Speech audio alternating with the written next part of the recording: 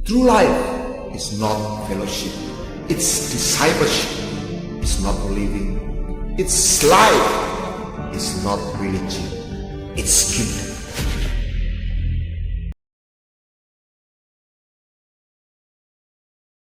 Amin. Selamat pagi, shalom. Ya, Roma pasal 5 ayat 3 sampai ayat yang keempat. Roma pasal 5 ayat 3 sampai ayat yang keempat. Roma pasal 5 ayat 3 sampai 4. Alkitab berkata begini bagi kita pada pagi hari ini, dan bukan hanya itu saja, kita malah bermegah juga dalam kesengsaraan kita. Karena kita tahu bahwa kesengsaraan itu menimbulkan ketekunan, dan ketekunan menimbulkan tahan uji, dan tahan uji menimbulkan pengharapan, ayat 5, dan pengharapan tidak mengecewakan karena kasih Allah telah dicurahkan di dalam hati kita oleh Roh Kudus yang telah dikaruniakan kepada kita. Nah, mari kita renungkan sebentar ayat 3. Alkitab berkata, Paulus berkata, dan bukan hanya itu saja, kita malah bermegah juga dalam kesengsaraan kita. Nah, ini yang tidak pernah gampang. Bermegah dalam segala kesengsaraan itu tidak mudah. Nah, kata bermegah di situ menarik adalah leher yang kuat yang membuat kepala kita bisa terangkat. Jadi ketika Anda dan saya mengalami sebuah peristiwa yang tidak mengenakan, mari kita sebut itu sebagai kesengsaraan, kita selalu punya dua pilihan. Leher kita, kepala kita tetap terangkat tinggi, atau kepala kita justru menjadi tertunduk. Leher kita menjadi lemah, kepala kita menjadi tertunduk. Dan yang menarik adalah Paulus berkata bahwa sebenarnya maksud dari ketika seseorang mengalami sebuah kesengsaraan, sebuah keadaan yang tidak mudah, sebenarnya ini dapat dipakai untuk membangun sebuah ketekunan. Jadi kalau lehernya terangkat, kepalanya terangkat, maka justru persoalan emosi terutama ini justru dapat membangun sebuah ketekunan, membuat seseorang lebih kuat, membuat seseorang lebih faithful, membuat seseorang lebih setia. Dan kalau Anda bisa tekun, Anda akan menimbulkan tahan uji memberi pengharapan, pengharapan tidak akan mengecewakan. Berarti tidak ada ketekunan tanpa melewati sebuah keadaan yang tidak sulit. Keadaan yang sulit. Kalau Anda mengharapkan semuanya baik-baik, maka Anda ya akan baik, tetapi Anda tidak akan pernah mengalami yang namanya ketekunan. Sebab ketekunan adalah hasil dari sebuah keadaan yang tidak mudah. Tapi itu kalau kata Paulus, kalau lehermu kuat, istilahnya. Ya, leher beton kata Mike Tyson gitu ya. Jadi kepalamu harus diangkat. Tetapi kalau kepalamu tertunduk, maka engkau akan mengalami sesuatu yang justru berkebalikan. Nah, saya baca satu buku tentang understanding emotion, memahami emosi. Menarik sekali bahwa dia berkata bahwa persoalan-persoalan utama adalah bukan pada masalah itu. Masalah itu akan dialami oleh semua orang. Yang menjadi berat dari penulis dari Understanding Emotion berkata bahwa di balik setiap masalah itu ada emosi-emosi yang terlibat di dalamnya. Itu ada emosi, dan emosi inilah yang seringkali sukar untuk dipahami atau bahkan tidak dipahami sama sekali. Satu, seringkali kita menganggap bahwa emosi-emosi seperti marah, kecewa adalah dosa. Sehingga kita menganggap itu adalah sesuatu dosa. Pertanyaannya adalah, apakah Tuhan Yesus pernah marah? Pernah. Kalau marah kemudian disamakan dengan dosa, berarti Tuhan Yesus berdosa. Tetapi ternyata kan tidak sebenarnya. Jadi apakah Tuhan Yesus pernah kecewa lihat muridnya tidak sesuai dengan apa yang dia harapkan? Iya, pernah juga. Kalau kemudian kekecewaan dipahami sebagai dosa, maka Yesus juga pernah berdosa dong.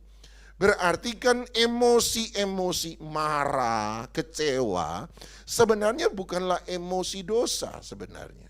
Sementara ada banyak orang Kristen menganggap, oh saya sudah marah, oh Yesus ampunilah saya, oh saya berdosa di hadapan Tuhan. Sehingga tanpa sadar kita tidak pernah mau berhubungan dengan emosi itu, kita tidak pernah mencoba memahami emosi itu, sehingga apa yang terjadi, emosi itu tidak pernah diselesaikan dalam kehidupan kita. Yang berbahaya bukanlah emosi itu, tetapi yang berbahaya adalah ketika emosi itu dibiarkan tak terselesaikan. Saya selalu mengajar Anda dan berkata, ketika Tuhan Yesus berkata jangan khawatir, maksud Tuhan Yesus bukan berarti tidak boleh sama sekali khawatir. Itu saya percaya tidak. Sebab dia yang membangun emosi manusia. Dia tahu gak mungkin Anda serohani apapun juga. Biar Anda jadi Bapak Abraham, Bapak segala bangsa, whatever lah gitu ya. Tapi kemudian Anda sementara khotbah bahkan tiba-tiba ada telepon kring. Pak Doni, orang yang Anda cintai mengalami sesuatu yang tidak baik. Pasti ada khawatirnya dong. Pasti itu manusiawi dan manusia dibangun dengan emosi itu. Justru mencoba membuang emosi itu membuat kita tidak menjadi manusia. Justru dia tahu bahwa ada kekhawatiran itu pasti ada. Kalau begitu apa yang salah? Yang salah bukan khawatirnya. Yang salah adalah tinggal dalam kekhawatiran. Itu yang menjadi salah. Tuhan Yesus tidak pernah larang orang marah. Paulus berkata kalau kamu marah, marahlah. Tapi jangan marah kelamaan. Jangan sampai matahari terbenam. Artinya sama. Konsep dari Paulus sesederhana ini. Bukan masalah emosi marahnya.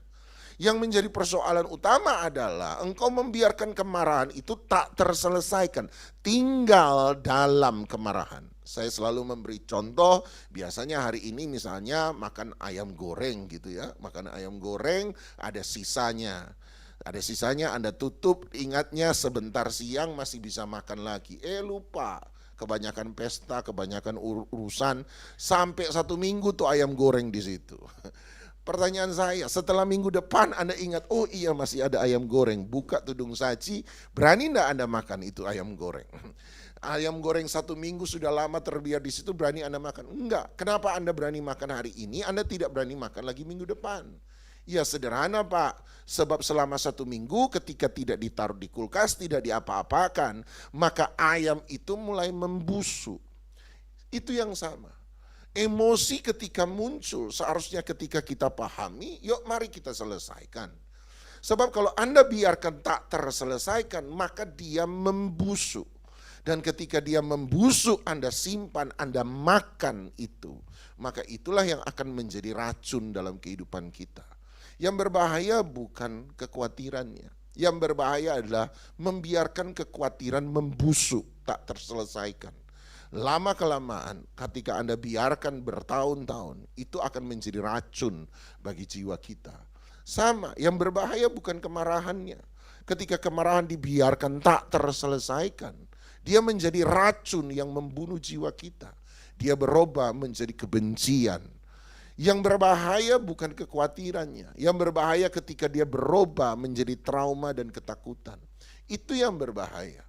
Oleh sebab itu mari kita belajar berurusan dengan emosi-emosi dalam hidup kita. Tuhan Yesus berkata, marilah kepadaku semua yang letih lesu dan berbeban berat. Aku akan memberi rest, istirahat, kelegaan.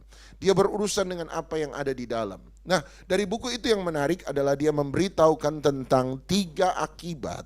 3 akibat bagaimana ketika seseorang membiarkan luka hati itu tak terselesaikan. Jadi ada 3 akibat di mana ketika seseorang membiarkan luka hati itu tak terselesaikan. Akibat pertama adalah dia berkata begini, ketika luka hati tak terselesaikan maka orang akan mencoba beradaptasi dengan luka itu. Dia akan mencoba untuk beradaptasi. Ketika kita mengalami emosi-emosi negatif, maka kita akan merasa sangat tidak nyaman dengan emosi itu. Sebab emosi itu akan sangat mengganggu. Nah, ketika kita merasa tidak nyaman, manusia itu selalu mau nyaman. Selalu. Maka otak akan mencari cara supaya kita bisa nyaman, termasuk dengan emosi kita yang negatif. Oleh sebab itu nomor 1, dia akan beradaptasi. Dia akan beradaptasi. Dia mulai mencoba mencari cara bagaimana supaya dia bisa nyaman dengan luka hatinya. Bagaimana dia bisa nyaman dengan emosi-emosi yang mengganggu dalam hidupnya. Kemungkinan nomor satu, dia beradaptasi dengan cara, nomor satu, dia ketergantungan. Dia mulai tergantung dengan sesuatu. Istilahnya begini, ketika dia mencoba beradaptasi, dia akan mencari sesuatu untuk membuat rasa sakitnya menjadi reda. Apa itu? Apakah dia mulai cari kegiatan? Apakah dia mulai tergantung pada obat-obat? Apakah dia mulai tergantung pada tindakan-tindakan aktivitas-aktivitas tertentu? Dia akan nonton Netflix, dia akan nonton apa saja yang ketika dia lakukan, dia merasa lebih tenang. Dia bisa melarikan pikirannya dari persoalan hati. Dan ini akan terjadi waktu dia misalnya dia bahkan bersih-bersih. Kok nyaman ya bersih-bersih, nggak kepikiran persoalan saya. Dan dia mulai suka bersih-bersih sebab setiap kali dia merasa tidak nyaman, dia akan bersih-bersih. Nggak ada debu, dia bersih-bersih gitu ya. Nggak ada masalah, dia tetap bersih-bersih. Pokoknya orang paling bersih seluruh dunia. Sekali-sekali orang-orang model begitu boleh dibawa ke FEOW, silakan dia bersih-bersih di sini. Gitu ya. Bersih-bersih, pokoknya dia menemukan kenikmatan dalam bersih-bersih. Ada yang kemudian pada akhirnya mencoba lari bahkan pada ketergantungan obat-obatan. Sebab mereka merasa ketika mengkonsumsi hal itu, ada sesuatu yang membuat dia bisa melarikan diri dari rasa sakit emosi. Lama-kelamaan sakit itu kemudian mulai tidak terasa, tapi dia merasa tetap ada kekosongan. Dia mulai tergantung dan tergantung dengan hal itu. Jadi ketergantungan nomor satu adalah, adaptasi nomor satu adalah dia bergantung pada sesuatu yang di luar. Dia mencari ketergantungan pada sesuatu yang ada di sekitarnya dia. Dia bahkan tergantung pada afirmasi orang. Dia akan menjadi senang ketika dia dipuji oleh orang lain. Maka dia akan mulai mengejar pujian dari orang lain. Saya masih ingat waktu satu kali beberapa tahun yang lalu, sudah cukup lama, ngisi retreat anak muda mahasiswa. Nanti retreatnya di Trawas, sama waktu itu dingin-dinginnya juga. Nanti jangan lupa tanggal 17 sampai 19. Mohon maaf, ada advertising lewat. Dan waktu itu ngisi di Trawas. Dan Anda tahu waktu itu cuaca juga cukup dingin dan kebanyakan orang akan secara normal akan pakai jaket yang cukup tebal. Yang menarik adalah dari di sesi malam itu jam 6 sore sampai jam 8 sore. Jam 7 malam sampai jam 9 malam.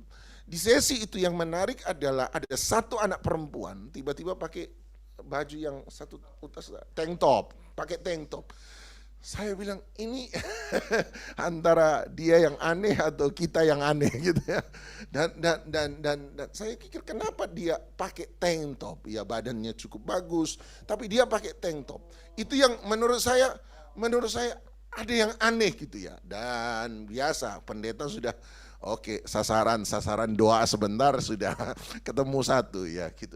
Dan kemudian selesai sesi, saya undang berdoa teman saya sudah kode, dan teman saya kemudian beberapa orang mendoakan dia. Dan selesai mereka mendoakan dia, kemudian mereka cerita, Don, kamu tahu kenapa dia pakai tank top gitu? Iya, di sesi konseling dia nangis, kemudian dia mulai cerita bahwa dia mengalami sebuah penolakan yang sangat besar, terutama dari orang tuanya. Dan dia merasa bahwa papanya meninggalkan keluarga mereka, jadi dia kehilangan rasa seorang ayah. Dia kehilangan kasih sayang seorang ayah sejak dari kecil. Dan entah bagaimana dia menemukan kesukaan ketika ada pria lain yang memperhatikan dia. Dan lama kelamaan kemudian dia istilahnya dia menemukan kenikmatan kalau cowok-cowok itu berubah jadi serigala, werewolf itu ya. Shit gitu. Dan dia menikmati, dan dia berkata dia menikmati itu. Itu salah satu kasus yang menurut saya cukup ekstrim. Dia menikmati ketika laki-laki memandang dia dalam waktu yang lama. Dia menikmati. Oleh sebab itu dia menggunakan baju-baju yang menurut kita bahkan, come on, ini di Trawas, udara cukup dingin, malam-malam semua pada pakai baju tebal, kamu pakai tank top gitu ya. Tapi dia menikmati. Dia mengakui bahwa dia pada akhirnya menikmati perhatian itu. Itulah bentuk-bentuk ketergantungan seseorang ketika dia menemukan, wow, dia menemukan satu kepuasan. Dia menemukan satu kepuasan untuk itu. Jadi dia beradaptasi dengan cara ketergantungan. Nah, selain beradaptasi dengan cara ketergantungan, kemungkinan nomor dua, adaptasi nomor dua adalah dia membangun mekanisme pertahanan. Nomor dua adalah dia mencoba membangun mekanisme pertahanan di mana supaya dia tidak disakiti sekali lagi. Jadi cara adaptasi nomor satu adalah dia ketergantungan. Tapi yang kedua, dia berkata, dia berjanji, saya tidak akan pernah disakiti sekali lagi. Itu sebabnya orang yang sakit hati itu cenderung akan menyakiti orang lain. Orang yang kecewa cenderung akan mengecewakan justru orang lain. Saya selalu pakai istilah, ketika seorang sakit hati tak terselesaikan, dia bangun benteng, dikasih meriam di dua sisi, siapapun yang mendekat ditembak. Gitu ya, sehingga kita yang nggak salah mencoba menolong gitu ya. Nomor satu kita yang kena tembak. Kenapa dia marah? Ya sebab dia tidak mau berelasi lebih dekat. Sebab dia pernah dikecewakan oleh sebuah relasi yang dekat. Itu sebabnya dia menolak semua orang yang mencoba melewati batas relasi dekat yang dia bangun. Jadi ada dua bentuk adaptasi. Nomor satu dia akan beradaptasi, tapi nomor satu ketergantungan. Nomor dua dia membangun sebuah mekanisme pertahanan. Dia membangun sebuah mekanisme pertahanan di mana dia akan menyerang semua orang. Dia akan menolak semua orang yang mencoba untuk mendekati dia atau berusaha untuk membantu dia menyelesaikan persoalan dalam hidupnya. Nomor dua saya percaya adalah selain dia beradaptasi adalah ketika dia tidak pernah bisa tahu bagaimana menyelesaikan emosi dalam hatinya. Sang penulis buku itu berkata kemudian cara kedua adalah dia memendam. Dia memendam, mengubur dalam emosinya. Nah kalau dia mengubur dalam-dalam, dia memendam, tidak mau diketahui, tidak mau dibicarakan, tidak mau diselesaikan, dibiarkan saja, dikubur hidup-hidup. Nah kalau dikubur hidup-hidup biasanya ketahuannya adalah biar dia coba pendam, tetapi justru isu-isu itu adalah isu-isu sensitif. Sekali Anda sentuh, dia akan bereaksi berlebihan. Salah satu contoh yang saya dapat adalah ketika satu kali dengan anak-anak remaja saya. Waktu satu kali saya dengan anak-anak remaja saya, adik-adik remaja saya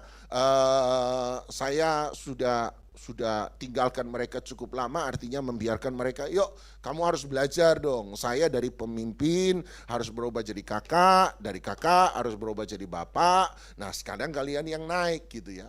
Dan saya biarkan mereka yang beraktivitas dengan segala keinginan-keinginan mereka, asalkan tidak kelewatan, kita melihat aja memantau dari jauh. Nah, waktu saya mulai tinggalkan mereka, lepaskan mereka pelan-pelan. Jadi saya mulai jarang ketemu dengan beberapa orang baru terutama. Nah satu kali saya kumpul-kumpul dengan mereka sekali lagi, kita sel-sel begitu, kita kumpul-kumpul, kita ngobrol, tiba-tiba ada satu orang baru di situ. Cukup atraktif sih menurut saya, bahkan cukup dominan, sebab dia memimpin banyak perbincangan. Seorang anak laki-laki. Dan menurut saya orang yang sangat-sangat sanguin lah, sangat cerewet gitu. Dan dalam percakapan saya termasuk orang yang sebenarnya pendiam, tetapi gara-gara pelayanan jadi cerewet. Saya mencoba mengimbangi, kalau ada yang cerewet saya diam, percayalah. Kalau Nita cerewet saya diam. Gitu. Jason cerewet saya diam. Kalau mereka diam saya yang cerewet. Gitu. Dan akhirnya saya lihat, oh ini anak baru, lumayan ya, sangat atraktif, juga orang yang cukup supel lah sambil ngomong. Dan kemudian teman adik-adik rohani saya mulai berkata, kenalin dong, ini kakak kita, ini Kak Doni. Oh iya. Oh apa kabar kok? Begini, dia mulai cerita. Dan saya nimpali seadanya dan dia suka guyon. Dan satu kali dia guyoni saya. Hahaha, bodoh ya kalau orang kayak gitu ya, Kodoni ya gitu. Dia nyebut ya dalam nada guyon. Iya kalau Kodoni buat begitu ya bodoh gitu. Oh iya, saya pikir ini orang bisa digoyoni ya. Saya balas nimpali guyon saudara. Dan waktu saya nimpali guyon, kalau kamu juga buat begini-begini ya kamu bodoh juga ya. Dan waktu saya bilang bodoh, tiba-tiba dia marah. Kenapa kakak bilang begitu? Kita kan gak pernah kenal dekat. Kenapa sebut saya goblok? Saya bodoh. Seumur-umur saya enggak boleh dibilang begitu. Wah dia marah dan saya heran. Kenapa dia marah? Dan kemudian dia langsung pergi pulang dalam keadaan marah. Saya panggil beberapa adik rohani saya dan saya berkata, coba 1-2 orang yang cowok, karena dia cowok, 1-2 orang dekati dia. Bilang saya minta maaf sama dia. Tapi kemudian saya berkata, saya nggak tahu kenapa dia marah. Kalian dengar tadi dia guyon dengan saya. Dia pertama kali bilang saya goblok. Kalau saya lakukan itu sambil ketawa, saya juga oh ya guyonan ngapain marah, bodoh, goblok, oke dia ketawa, gua juga hahaha.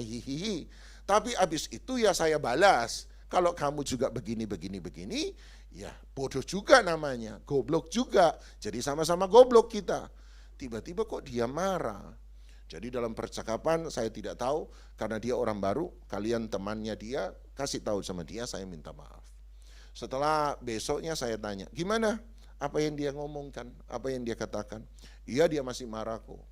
Dan dia bilang begini kok, saya sejak kecil papa saya ngajar. Orang lain boleh bilang kamu miskin, orang lain boleh bilang kamu apapun juga, tapi jangan pernah mau digoblok-goblokin orang. Seumur hidup jangan pernah, itu harga dirinya kita. Jangan pernah ada orang bilang kamu bodoh. Itu sebabnya waktu Kodoni ngomong dia bodoh, dia sangat marah, dia tersinggung. Ya saya bilang kasih tahu sama dia, minta maaf aja. Kalau mau ketemu oke, gitulah. Kita ketemu, sayang juga kalau orang kayak gitu dilepas, nggak apa-apa. Akhir cerita tidak pernah ketemu, dia sudah tidak pernah balik. Dia waktu saya tidak ada, sempat beberapa kali dia datang, tapi waktu saya ada dia tidak mau menemui saya. Ya ada penyesalan, salah ya salah gitu ya. Tapi menurut saya menarik. Kenapa ya ketika dia bodoh-bodohin orang, hahaha, kenapa justru ketika saya nimpali guyonannya, tiba-tiba dia bisa marah. Dan menurut saya, oh ternyata kamu bisa ngomong saya badut, kamu bisa ngomong apapun juga, tapi jangan pernah masukkan satu kata itu pada saya walaupun guyonan. Dan itu sangat sensitif. Dan rupanya saya belajar satu hal, ketika luka hati itu dipendam, maka yang terjadi adalah itu akan sangat hypersensitif. Yang kedua, kemungkinan kedua, dia bukan mengubur hidup-hidup. Kalau kubur hidup-hidup itu akan sangat sensitif. Biasanya orang bertanya pada saya, dari mana saya tahu bahwa saya masih punya luka hati. Saya berkata nomor 1, kalau masalah itu disebut, nomor 1, kamu marah, kamu sedih, kamu kemudian menjadi takut. Apabila muncul 1 dari 3 emosi itu berarti luka hatimu masih belum terselesaikan.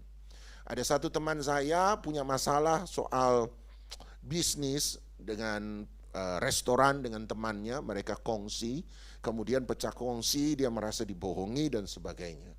Ya dia berkata saya sudah selesaikan sih dengan teman saya, kita udah peluk-pelukan bahkan udah saling mendoakan lepaskan pengampunan.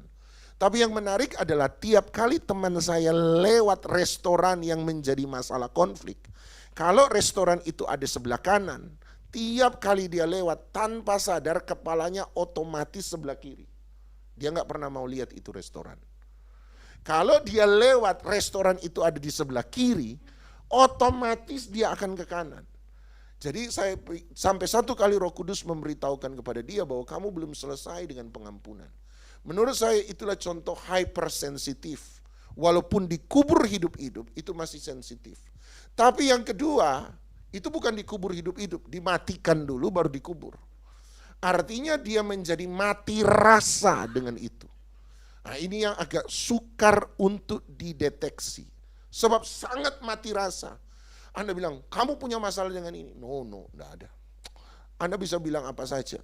Dia sudah saya anggap mati, tidak ada apa-apa.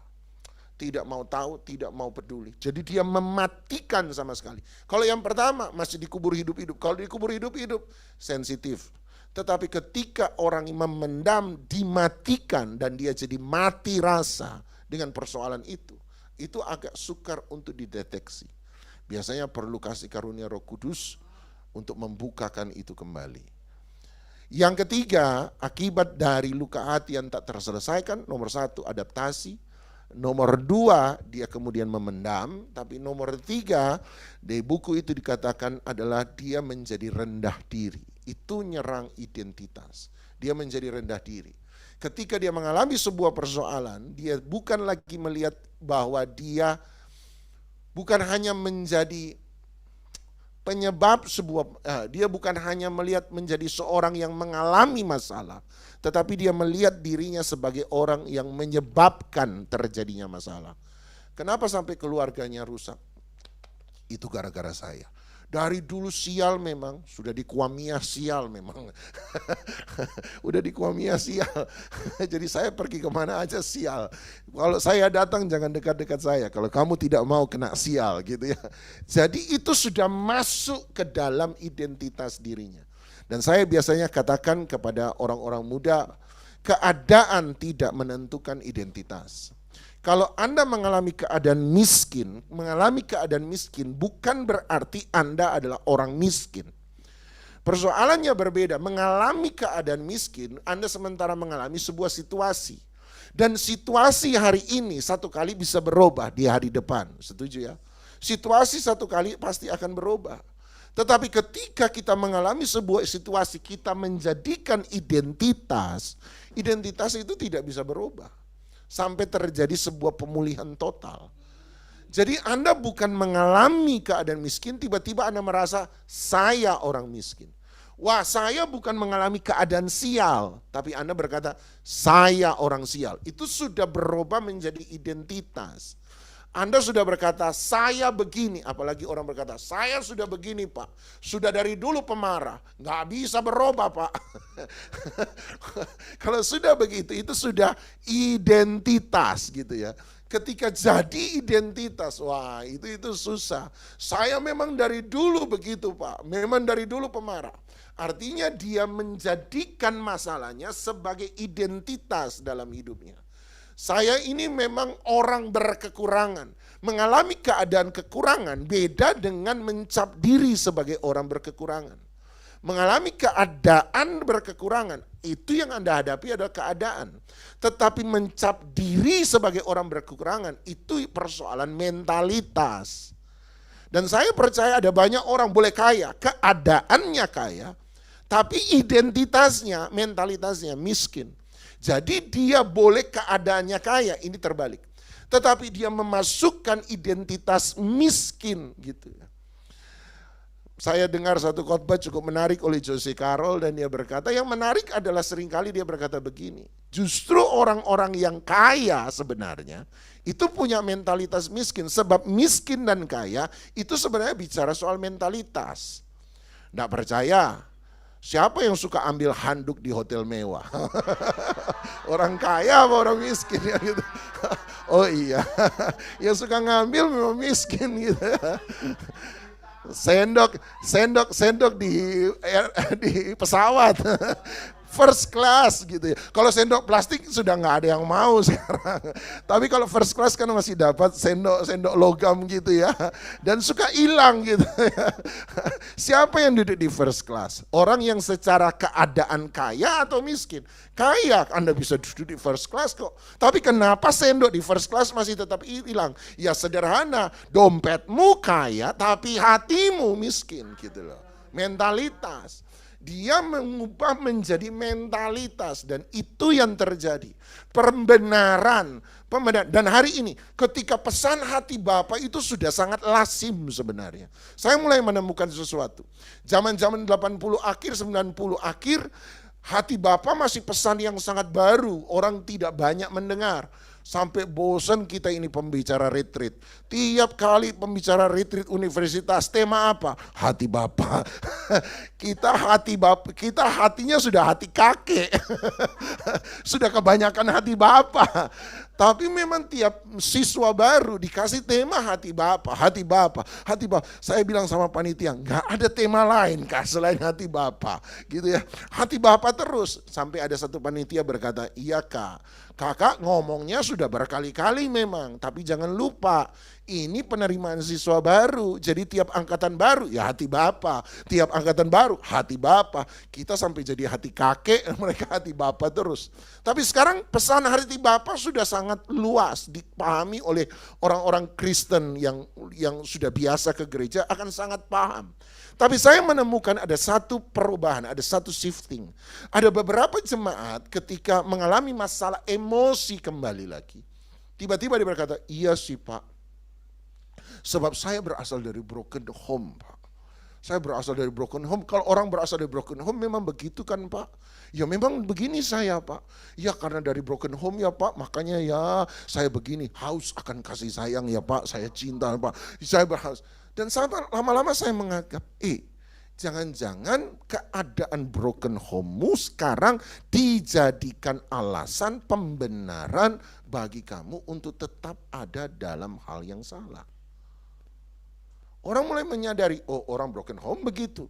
Sehingga dia berkata, gak apa-apa kan saya begini. Sebab saya berasal dari broken home. Dan saya menganggap bahwa kamu justru salah.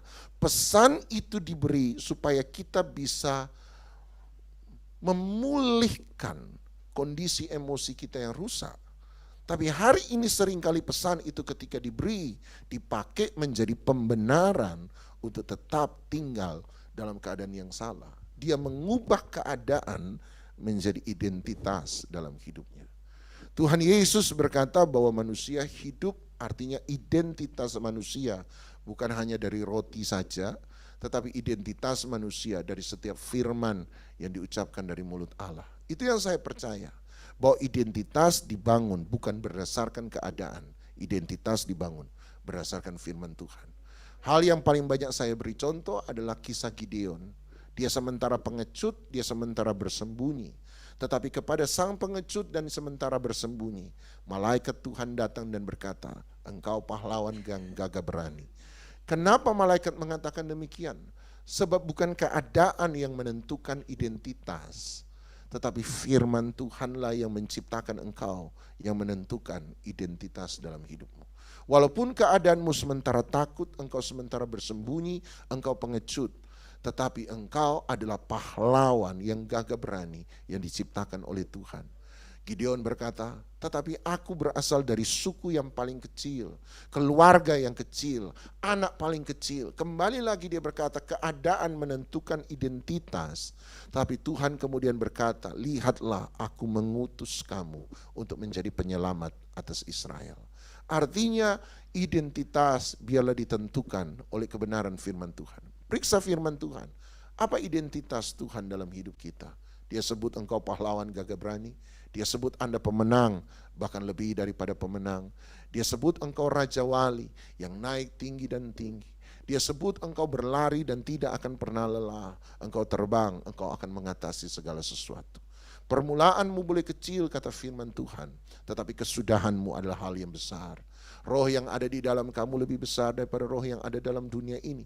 Ambil semua identitas firman Tuhan, taruh dalam hidup Anda. Sebab Anda dan saya diciptakan bukan oleh keadaan, tapi Anda dan saya diciptakan oleh Tuhan. Dialah yang menentukan siapa kita. Mari kita datang pada Tuhan, siapkan roti perjamuan, anggur perjamuan kita. Biarlah kembali lagi kita menunggal dengan Kristus, bukan menunggal dengan keadaan, bukan menunggal dengan masa lalu, bukan menunggal dengan situasi di sekitar kita, orang-orang yang pernah menyakiti kita.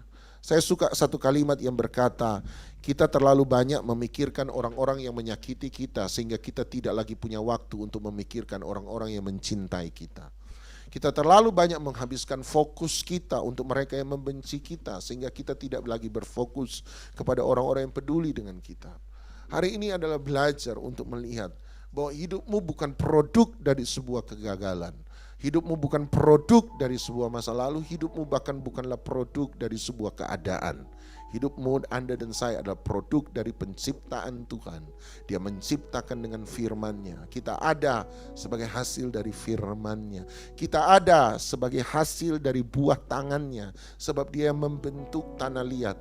Kita ada adalah hasil dari keintiman dengan Dia. Sebab ketika Dia selesai membentuk patung Adam, manusia, Dia mendekatkan wajahnya, Dia menghembuskan nafasnya, Dia mengecupkan cintanya kepada kita, dan kita menjadi makhluk yang hidup. Anda adalah produk dari firman, Anda adalah produk dari tangan Tuhan.